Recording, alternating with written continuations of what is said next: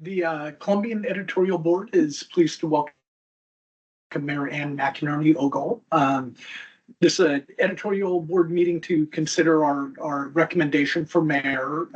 You are running against an opponent, Justin Forsman, this year. The editorial board chose not to invite him to this meeting. We've met with Mr. Forsman several times over the years and find him not to be a viable candidate. But we are pleased to have you and hopefully give you some tough questions. It's not going to be easy. But I'm Greg Jane. I'm the editorial page editor. Before I move on, I do want to mention we are recording this. We will post it unedited on our website for the benefit of our readers. And I'll allow the rest of the editorial board to introduce themselves. I'm Craig Brown, a member of the editorial board. Hi, I'm Colin Keller. I'm the assistant news editor of the Columbian and a member of the editorial board. Ben Campbell, publisher and co-owner of the Columbian. I'm Will Campbell, editor. Right, so thanks again for joining us. I think we'll start out as we would if we had two candidates here. Just briefly explain to us why the people should reelect you and why you are running for reelection. We'll take just 1 to 2 minutes on that, and then we'll move on to specific policy questions. So go ahead. You bet, absolutely. So this has been my home for 45 years. Terry and I raised our son. John came through the public schools, and I absolutely love this home. This is a location that Terry grew up in. This was his neck of the woods when we moved here back in the 80s. But this is where I have a love of seeing my community move forward, not just with some of the projects that we're working on, but to increase those opportunities for other families to live in, to be safe, to thrive, as they would say, to work, play, shop, go to school, have all of those opportunities that we had, that our son had. And as I am looking for re-election, we're in the middle of several different projects I would like to see to come to fruition, whether it's the bridge as a priority, but also our homeless work with our bridge shelter, our Southwest Washington Training Academy, and there are a few other little projects we're working on. But I believe, as finishing my 8th year as mayor, I've demonstrated that I can do this, that I have the skills to work with individuals to help the council come to consensus on policy decisions, to work with staff as they're moving forward with strategic plans and comprehensive plans. And I am hoping that the voters agree that we are doing very well and we can keep making progress, and that I can help serve in that leadership role. Great, thank you. As I said, we'll move on to some specific policy questions. Let's start with homelessness. How would you assess the city's response? What more needs to be done? What kind of feedback are you getting from the citizens? Well, this is not a new project. Homelessness, if you will look at the big old poster in the bottom of the basement of the Clark County Historic Museum, when the grand opening of the bridge back in the early 1900s, there are homeless living under the bridge and the ribbon is being cut up above them. We have been struggling with homelessness for hundreds of years. As we look at the economics that is happening in our community now, we didn't have homelessness in the charter for the city of Vancouver. We took it on and realized that we needed to be a part of the solution. We struggled at first. We made some mistakes at first. We had to learn what it is, how it works, who should be involved with the development of our heart team. And with specifically some of the wonderful staff members we have with Jamie Spinelli and Tyler Chavers in the helm there, we are making tremendous progress. We had to educate ourselves on that path out of a tent. Who is in a tent to begin with? How do we get them out? When are they ready to move into a safe stay village, if you would? How does that safe stay work? We've had success with those safe stays. because that, we don't want them there forever. We want them to continue moving on. And that meant working with Vancouver Housing Authority and those that have the supportive shelters, the apartments, if you would. And that meant working with our partners on that journey out of homelessness. As we look at it, we know, unfortunately, that we have some individuals that are coming to Vancouver for services. They're not necessarily ours. They're coming from the unincorporated. They're coming from our sister cities. We are trying to figure out how to get them back to their own home, our home sister cities. But we realize that we're going to need that bridge shelter. The bridge shelter is looking very good right now. I don't know if you had the chance to take a look at our website, but we just put out for the bid for construction, both on the shelter and on the commercial kitchen, 2 separate buildings. That's moving forward. It'll house 120 people. It doesn't mean that that's going to cover all of the homeless because they continue to come in, but it's that partnership with our sister cities. It's the partnership with the county. The county, you know, has given the contract to Council for the Homeless. So working with them to help work on this. I had a phone call from Mayor Keith Wilson this week. Portland is working on it. They're trying to figure out who are their clients, how do they work, and can they give us back ours? And we would love to help rehome theirs. So that migration is a continual education of who, what, where, when, why, and how. Now, to play devil's advocate, Sure. you say you've made tremendous progress on this. What would you say to residents who look around and say there hasn't been any progress? Then they're not paying attention, because they may see a tent, but that tent has been recycled. The individual in that tent has probably moved on or moved out and moved on to a safe stay.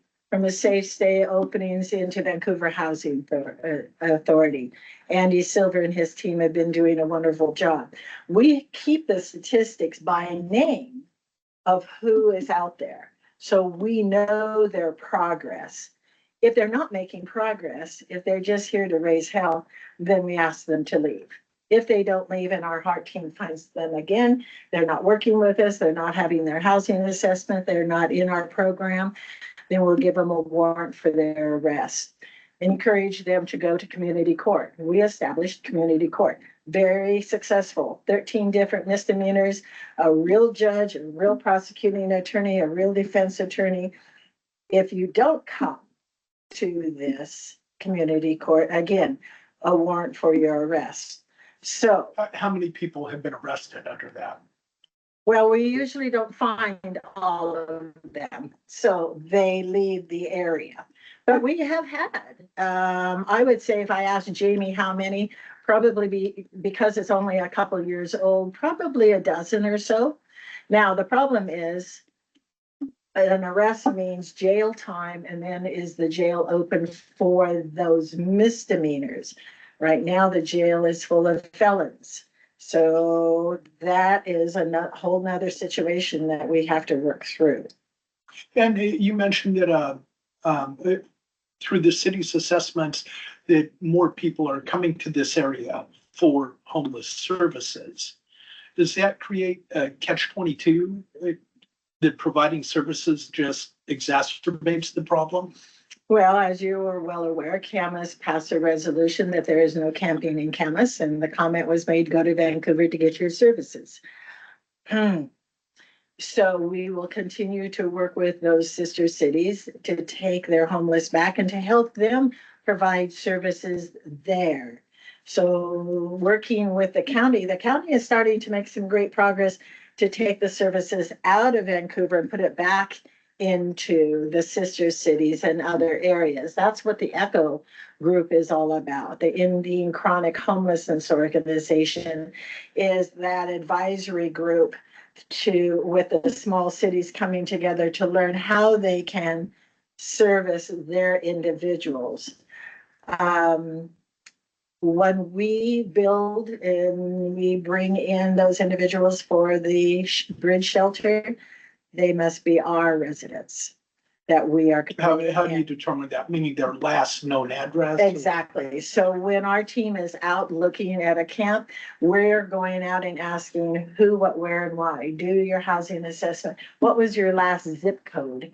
Why did you come here? Where were you? Where was your, where did you get your mail the last time, et cetera, et cetera, et cetera.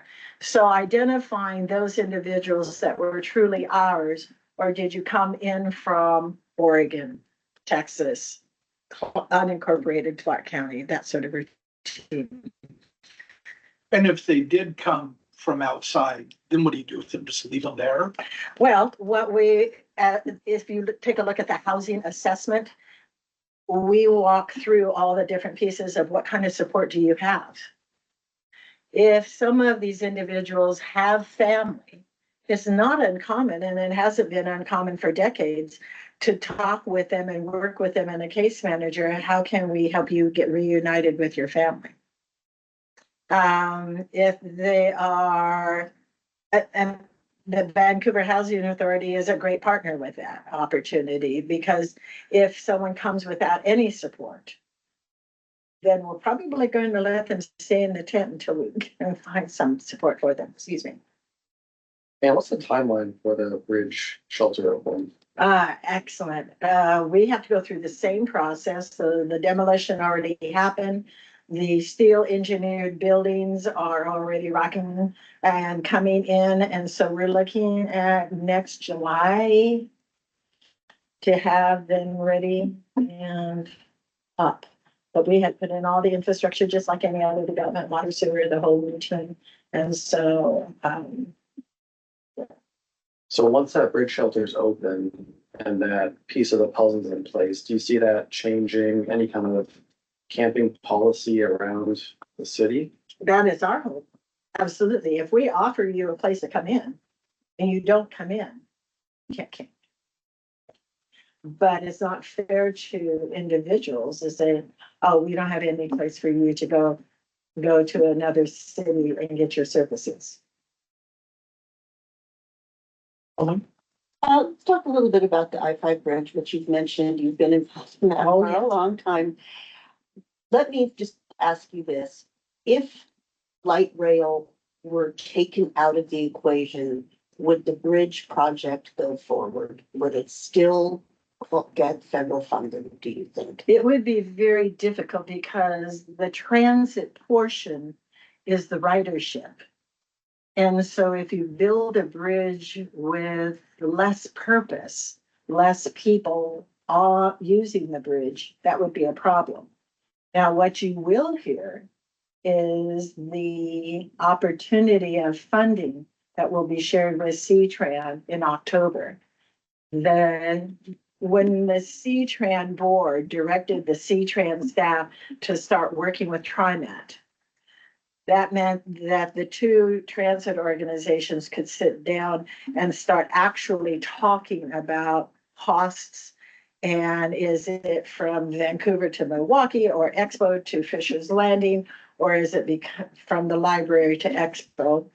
Actual costs, not 7 minutes, but maybe 15 minutes delivery and such, and start negotiating down. And then how will that be paid for?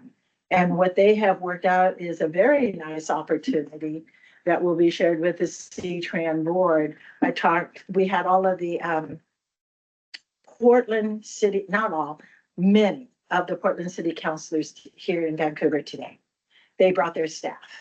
They were on a field trip, if you would, to study the IBR and what it looks like. They got out of the bus. We had them there. We walked them and talked to them. And to understand what we're working on, and talk to Greg Johnson today. Greg will make that presentation on the concept of funding light rail. It's not coming out of Camas, it's not coming out of this, that, or whatever. But consider the windfall sales tax on billions of dollars. You mean the people would come here and spend? No. Is that what do you mean? When by- you construct a $6 billion bridge, you're buying materials. Oh. And they have to pay sales tax on that. So Oregon doesn't collect sales tax. The state of Washington collects sales tax. So what would 8.4% sales tax be on $6, $7, $8 billion? And who gets that sales tax and how could it be used? That's a great opportunity for us. Columbian. But going back to your question, Colleen, can we build it without it? This is not our bridge. This is a shared bridge. And it was one of the requirements from our partner in Oregon that we have light rail. And we, as city council, said, bring it and drop it in downtown Vancouver. If the federal government says no light rail, then we hope to at least have a high capacity dedicated lane for buses. And let's build the bridge. And then when the time comes and the community finds funding, et cetera, and approval, then we can do the light rail piece. But we desperately need the bridge. We can't build the bridge with low ridership if no one is using it. And that high capacity transit is part of the user, if you would. But let's go ahead. Maybe it is embedded track so that lane, that dedicated lane for high capacity could be our buses, but it also could be the police car, the ambulance, the fire truck that uses it in an emergency. Has there been any murmuring that the federal government under the current administration might be rethinking its commitment to the bridge project? There always is.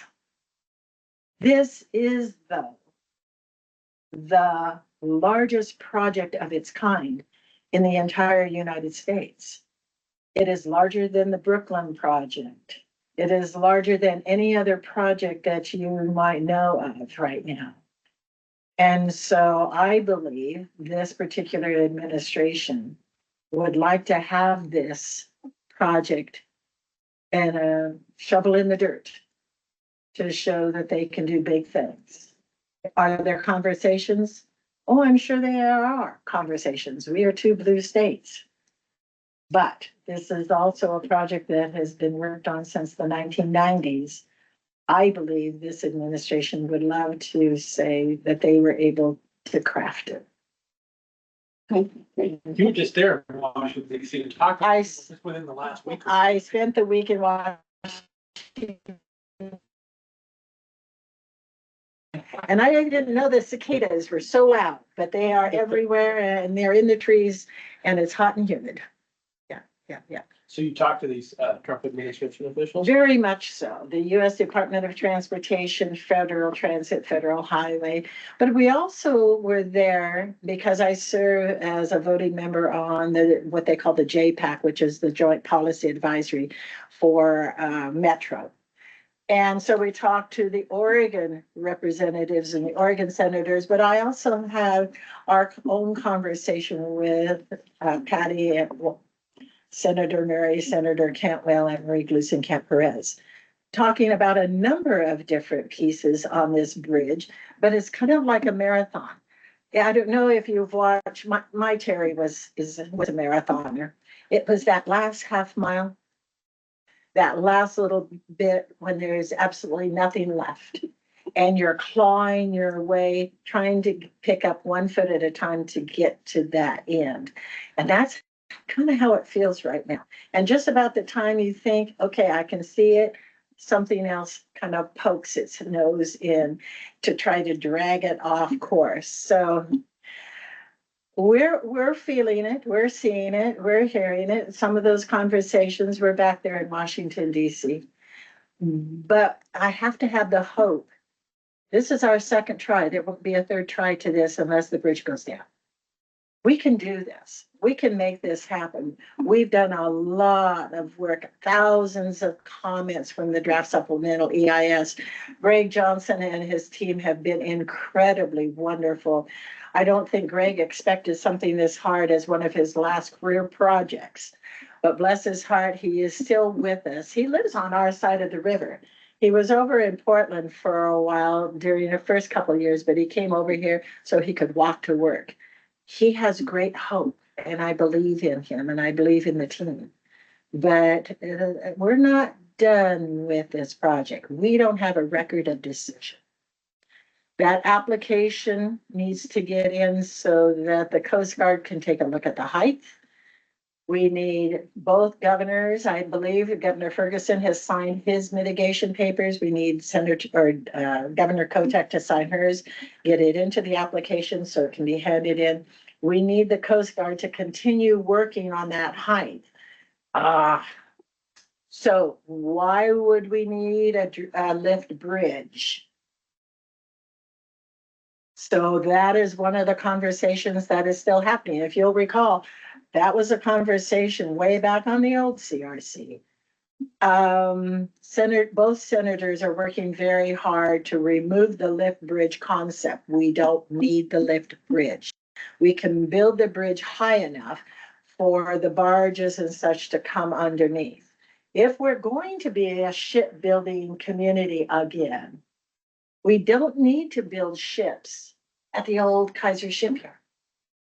I don't know if you've been down there, but people have the vision that those ships came barreling out of the shipyard and splashed into the Columbia River. That was 85 years ago. The river has changed. It is 15 feet deep right now. We are not dredging to build at the Kaiser shipyards. We can build ships at Terminal 5 and 6. Terminal 5, yeah. Perfect. It's got all that. Perfect.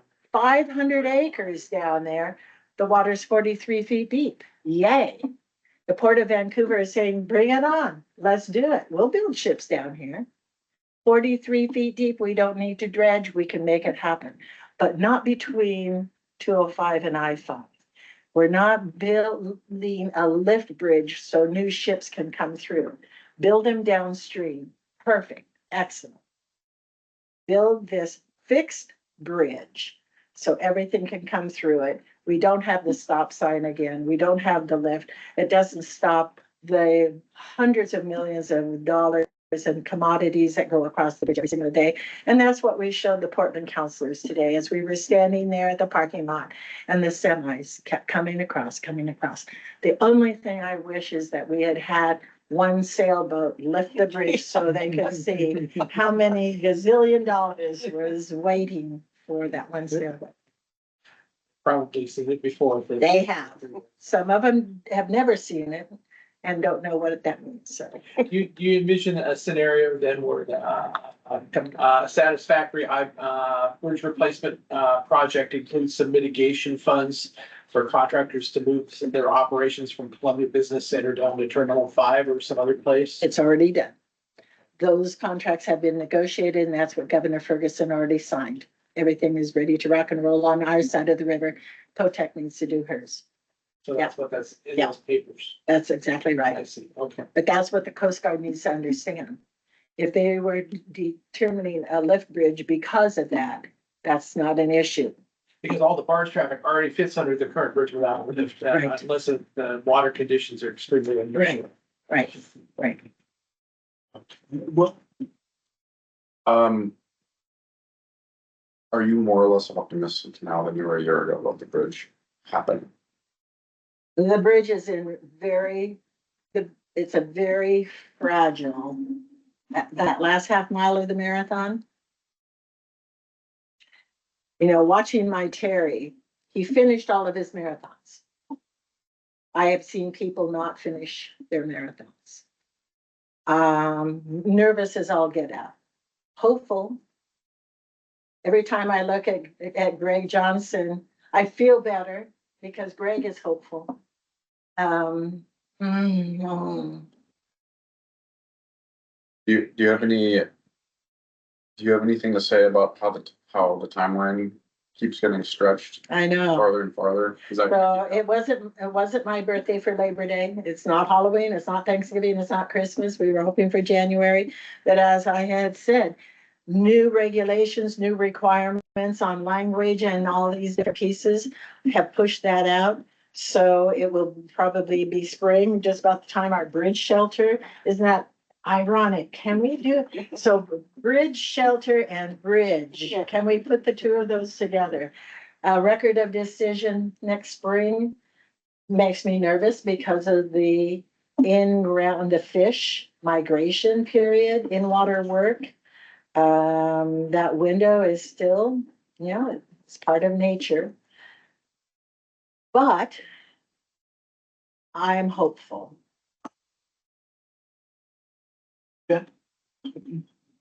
Yeah, so, and considering everything you're responsible for and everything you do on a daily basis, what is something important that you work on that might not get a lot of publicity? Oh. So do you know about the Southwest Washington Training Academy? I'm, Oh, you So do, I- darn, okay, that was going to be it. Is that the police training academy? Law enforcement, public safety, Yeah. uh-huh. So we had that opportunity. First, backtrack, our officers used to go to Burien and sit in a hotel room for 5 months. When Governor Inslee said, let's have a satellite training academy down in Vancouver, we jumped on it and say, yay, Chief Maury, how can we help you? We'll treat it like the Winter Olympics. Let's make this happen. And we found a little school in East Vancouver to make that happen. But they still have to travel out for the driving. They still have to travel out for their firearm certification. So a new opportunity came up with donated land. Got all of our representatives and senators to say, yes. And it's not just for VPD because it's not even in our city limits. The opportunity for all of the officers. And not just officers, but state troopers have to do their driving and firearm certification. And not just the troopers and not just our officers, the sheriff, deputies, and fish and wildlife have to be recertified on their firearms also. So this could be an entire public safety, and we might as well throw in a few more fire hydrants and make sure we have enough water, because all of our firefighters are practicing their CPR in the kitchens at the fire stations when they're learning to be firefighters. Why not just give them the keys so they can learn to drive the fire truck on Vancouver streets? Let's send them up to the campus so they can drive the fire truck in a safe way. So think of it as not just a building, but a firing range and a driving area. So it's a campus. Build it in 3 phases. We know that the state legislature is very tight on funds. Let's start with a feasibility study and get the infrastructure planned and start laying out the campus. And then 2 years later, let's build the driving course. Then 2 years later, let's build the firing range. In the meantime, we still get to keep that little school over in East Vancouver. And in that final phase, build the classrooms. So that in the meantime, we don't have to send our officers out for driving, out for firing, and you can lease, rent out that firing range to all the other agencies around Southwest Washington and even the FBI, so that you can earn some money for renting it out to those safety organizations. But at the end of 6 to 8 years, you have an entire campus, because we're in the forever business. We will always need some place for our officers and our firefighters to be trained. Let's do it on a campus where you have everything, and the recruitment is wonderful, because now you go home at night to your family. You don't go back to a hotel room in Burien. You go home, you have regular hours. And so those individuals who couldn't leave their children before, those individuals who wanted to be a part of their community can, and they can have their weekends here with us, because they go to work, they go and do their training, and they go home. And that is what we will always do. We will always have that need. So that's one of those little pieces. And so talked with Sheriff John Horsch.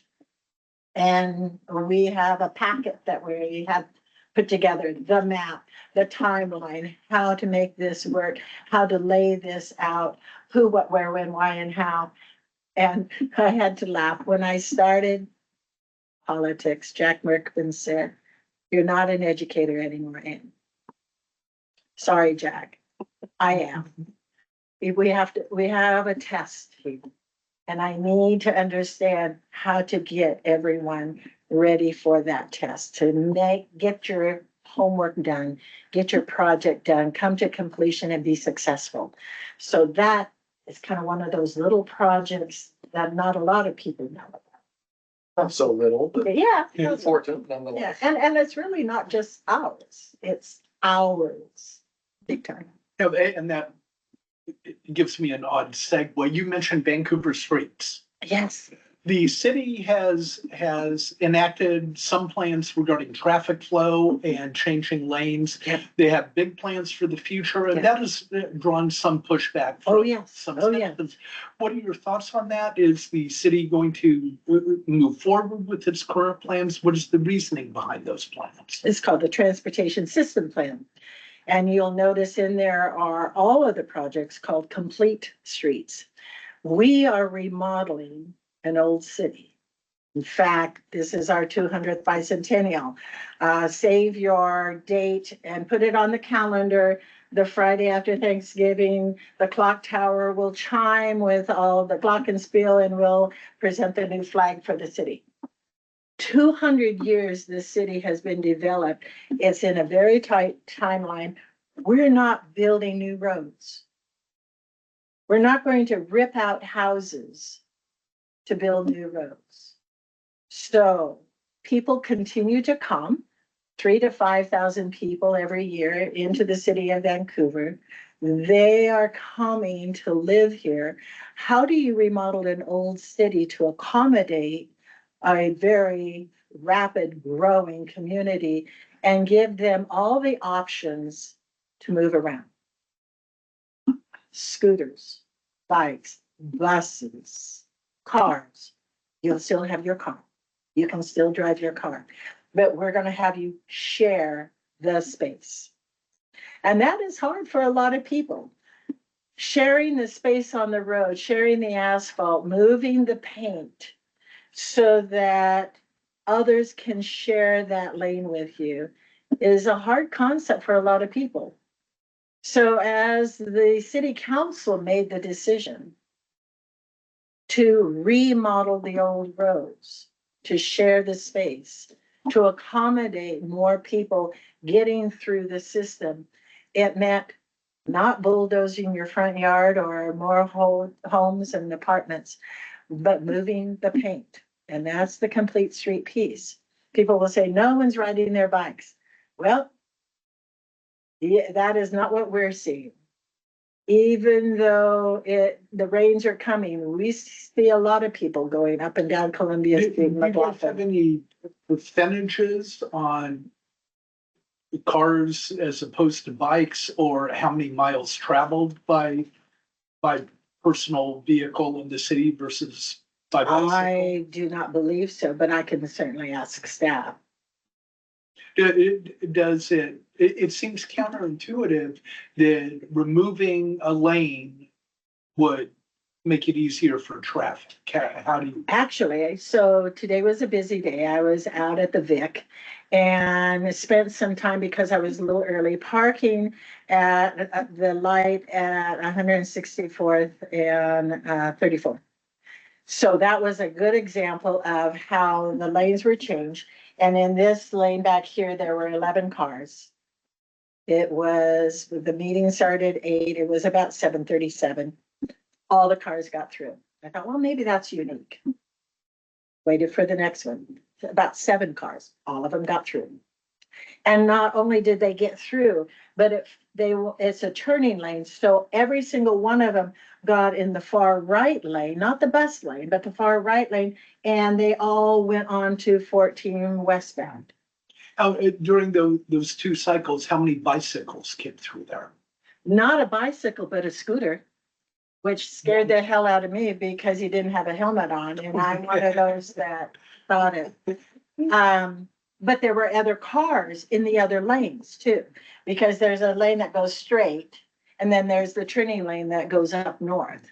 And so there, that little piece over there, so there were cars all over.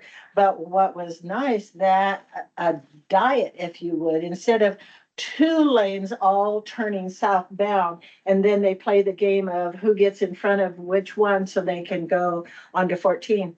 They all very smoothly made the turns in that S curve, if you would. So then after the coffee, it was about 9:37. I was in that lane. I was number 11. 4 people went through, the rest of us stayed. Well, we had an ambulance and I didn't know that, and that set off the light. And then all of us got through, and there were 11, and I looked in my rearview mirror, and they all made it through. So the complete streets piece is not just for bikes. It's how do you take the entire asphalt from curb to curb? And how do you adjust it for the traffic and to accommodate everyone that wants to get through there? If we screw up, we already told Ryan Laposa, make the change. But right now they're collecting that data and it looks pretty good. There's a camera right there above the light watching this particular intersection. Ryan watches that camera. Right now, it looks pretty good. There has also been pushback on the city's elimination of free parking downtown on the weekends. Is that something that you are concerned about, that the city council as a whole is concerned about, or where do you see that going? Well, if you will recall, going back to the decision, we said, come and give us that data report in 6 months. We haven't had the 6-month review. When that happens, what we wanted to know is all the data, who, when, how much, and they will analyze how many spaces in a particular area during a particular time, how many were left empty, how many were full, how long they were full, and we'll see that report in 6 months. Again, if it's not appropriate, if there are a lot of problems there, if we're spending more money enforcing than collecting, if, I'm not surprised if the council will say, let's not do that. That's why we postponed phase 2. Phase 2 was north of Evergreen. We said, no, let's not do that section until we evaluate this section. Have you heard anything, like just anecdotally from the businesses? Well, no, actually, everyone that has come forward is okay with it. There are some individuals who are getting very creative, as you can imagine.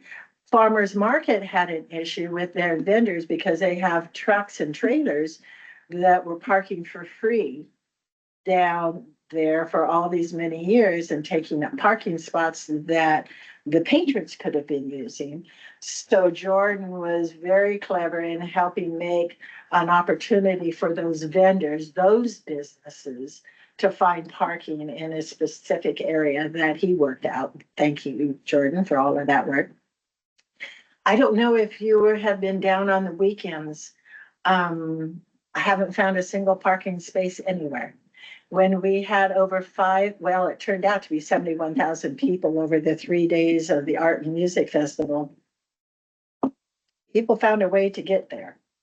So they may have had to park over here and walk a couple blocks or take the shuttle or this, that, and everything else. People are finding a way to do that. Someone did complain that it was 4th of July. They wanted to have dinner, but they didn't want to pay for parking. So they went to Camas and spent $104 on a great dinner. And we reminded them, $104 for dinner for the 2 of you. Wow, that was a great dinner. We don't collect parking fees on the 4th of July.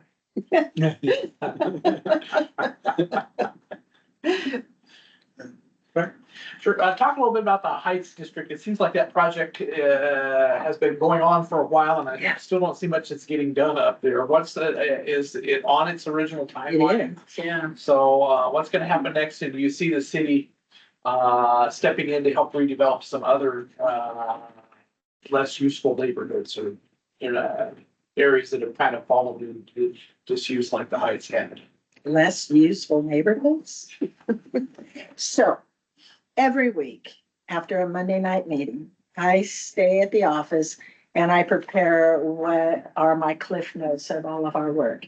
So when I'm out at a neighborhood association meeting or a business meeting or whatever, and I'd be happy to leave copies for you. This is the work of the city. This is Tuesday. So Monday night, that is exactly what we were talking about. We had the heads up on sites O and M, which are on the far eastern side up against the golf range, driving range, and the cemetery. We're going out for bids here in a couple months. That is for home ownership, which is very unique. But we are working with actually, they have decided who the developer is, and they're working with Proud Ground, Habitat for Humanity, Reach Community Roots Collaborative to build 74 homes in phases. But that first phase is ready. It's very exciting. They're anxious to move forward with it. But what it is the opportunity for low income, fixed income, if not as affordable as we would like, but land that we own to become homes. Single family homes. Yes, but 3 to 4 bedrooms.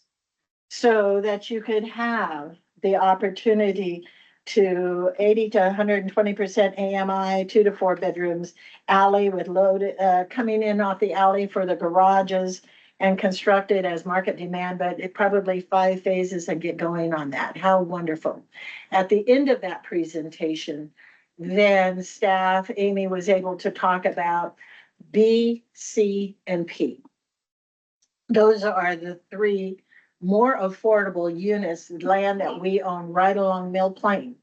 And they come with partnerships for affordability. And she brought us up to speed on where each one is in their development. So 2 of the 3 are ready to rock and roll and are doing just fine. Funding looks great. The 3rd one is having some difficulty with funding, but it has a different clientele. So that's a little bit harder to work with, but staff is working with them. We changed some ordinances, one of which was the minimum parking requirement that you would have to put in for affordable housing. But remember, that's on the BRT line, bus rapid transit line. So that is a great opportunity then for them to share parking across those 3 sites and to move that forward. As you look on, let me see, did I put it on the back side? We've got rental, we've got property, not on this one. These are the times when we are adding our help. So multifamily tax exemption, what can we do? One of the other things, you don't have to pay all your system charges on day 1. We can extend when your system charges come in so that you can get going. So that should help also. We're doing everything we can to help legally to make this piece of property our own. When we move the operations center off and put it out in the Padden, now we have a whole nother piece of property, 15 plus acres that will be working on. And I would hope Rebecca Kennedy does the same wonderful outreach neighborhood work that she did up in the Heights down on 4th Plain. All of those neighbors got together to help build the Heights. I expect Rebecca and her team to do the same with all the neighborhoods down on 4th Plain. How big did you say parcel was? 15 acres. So remember the old Golden Skate? That was part of it, the operations center. Right, there's a safe space shelter. Yes, exactly. Hope Village is right there. So that'll be a wonderful opportunity because again, it's on a bus rapid transit line. Okay, so if you and Will and I go to Coffee at Riverbank next year. Oh, this time, yes. what is it gonna look like up there? Are we gonna see some of We these will, houses? we'll see dirt. being turned, asphalt turned over. That little bike garden that all the kids are riding their bikes on, that'll probably still be there then because that's over on this side. But I suspect C and P to be moving forward. Those are the two on the most east side. How exciting. Yes. Okay. Well, Ben, anything else? And then final question, in 5 years or 10 years, what do you see for Vancouver? How will it change? What will the city look like? Let's say in 10 years. Let's go 10 years. Okay. In 10 years, you will see a bridge in the Columbia River. A new bridge in the Columbian River. It'll be high, it'll go up over 21 feet over the BNSF because it has to be high enough for the trains and the airspace. It'll be landing just underneath the Evergreen Overpass, the new Evergreen Overpass, which will also have a lid that will be under construction by then, leading into the east side. You might see something different at the old hospital. That whole design for the hospital may look very different. Whether or not we're going to keep that, remodel it, mitigate for all of the problems with it, or build new hasn't been decided, but that's part of that conversation. Our side of I-5, south of the library, will have a whole new transit center. We own that property. That will be underway. As you look further to the west of City Hall, we will have buildings going in and under construction. We already have the 95 affordable housing, 95 unit affordable housing will be done. There will be children there, et cetera. That whole west parking lot will probably be done. What you'll see is construction behind City Hall, and it may already be done by then, an extension of the Hilton Convention Center with underground parking and perhaps a performing arts center right behind it. Maybe 6, 8, 1,000 feet or seats in that particular piece. The waterfront should be all done by then. We have a couple of empty lots right now. That should all be done. You'll see, I think, more construction along the entire mill plane because it'll be the implementation of some of the comp plan changes that we have. We'll have a new operations center down on 4th Plane. That will probably be under construction in 10 years. That whole the old operations center will have been bulldozed, everything moved to the operations center out off of the pad. That will be done. And all of our ops work will be coming up out of there. You might see annexation. That discussion still has not been decided. While growth management requires us to study it, the county and the city are still having those discussions about what it would look like, how it would happen, and how do you fund it? But that means we need the Olympia folks to make some changes in that. To interrupt, because I did mean to ask about annex. What would you personally, if you could just wave a magic wand, what would be your preference for annexation? Well, let's start with the area that we already work with. So there is a section that we already provide water, sewer, and fire. If we're going to add our police officers there, which is an expense, that would be our first area. But as you know, we're putting together Prop 5 now, asking the voters, take a look at what we need now for just within our city limits. Before with Prop 4, we were hoping for 80. That was way too far out for them. So we scaled it way back. Let's do 13 officers.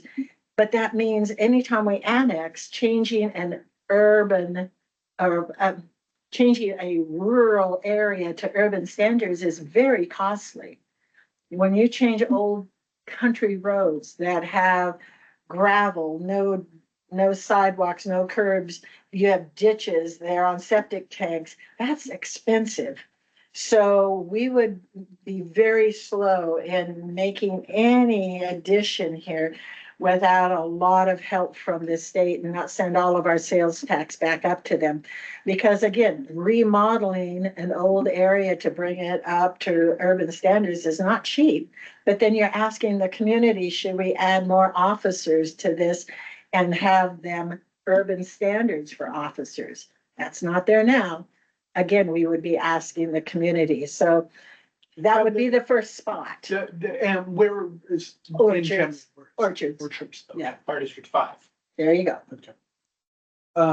Great, and then, give us briefly, your final pitch for why voters should support you, why you should be reelected. This is an opportunity to very carefully continue moving forward. This is a time that we notice the community is fearful. There's a lot of change happening and a lot of fear coming down from the federal government. This is a time to be hopeful, cautious, and to continue working forward on all of our projects. I believe there are individuals that are happy with what we're doing. Yes, we can have conflict and concerns about streets and roads and sewer and septic tanks and traffic lights and officers here and firefighters there and where we should be putting fire stations and such. But we engage the community, we bring in that support, talk to us, work with us, and I'm out and about. 71 different neighborhoods. I have met with every single one of them during my tenure as the mayor. I have gone to every single board and commission except mosquito control. Sorry, can't seem to find them on a good day. I have gone to our 8 to 9 different business associations and worked with them. My endorsements show that support. My support shows that people feel comfortable coming to me and asking me for a solution to a problem. I'm approachable. I'm hopeful. I enjoy working with people. And I would be honored to continue this work for another 4 years. Great, well, thank you very much for your time. You bet. Appreciate it.